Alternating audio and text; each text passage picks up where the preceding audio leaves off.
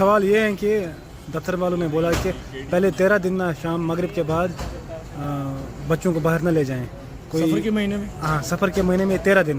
تو اس میں یہ ہے کہ جو نہ دکھنے والی چیزیں بھی دکھتی ہیں. تو اس میں آپ سر کائنڈلی اس کی کوئی دلیل ہے؟ نبی علیہ السلام نے سفر کے مہینے کے بارے میں واضح کہہ دیا، لا عدو ولا طیر ولا حام ولا سفر. نہ تو بیماری اٹ سیلف متعدی ہوتی ہے، اللہ کے حکم سے ہو سکتی ہے، اٹ سیلف نہیں ہو سکتی، نیور. اور نہ ہی بلیوں اور پرندوں کے ساتھ کوئی نحوست جڑی ہوئی ہے، نہ ہی الو میں کوئی نحوست، ولا سفر، اور نہ ہی سفر کے مہینے میں کوئی نحوست ہے. کیونکہ اس مہینے میں زمانہ جاہلیت میں لوگ کہتے تھے کہ یہ بیڈ اومن ہے، نحوست ہے، بد شگونی ہے.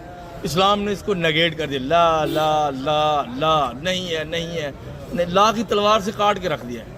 جیسے فرمایا لا نبی آبادی، میرے بعد کوئی نبی ہے نہیں، لا الہ الا اللہ. اسی طرح یہ فرمایا کہ لا عدو ولا طیر ولا حام ولا سفر. دیکھیے سفر کے مہینے میں لوگ کہتے ہیں شادی کریں تو منحوس ہو جائے گی، تو یہ بھی کوئی دلیل نہیں. امہات المومنین میں سے ایک سے آپ علیہ السلام نے سفر کے مہینے میں نکاح کی، اور صحابہ اور تابعین ان سے کوئی ثبوت نہیں ملتا کہ انہوں نے منع کیا. اچھا اگر اس مہینے میں نحوست ہے تو سارے کام تو سٹاپ ہو جائیں گے.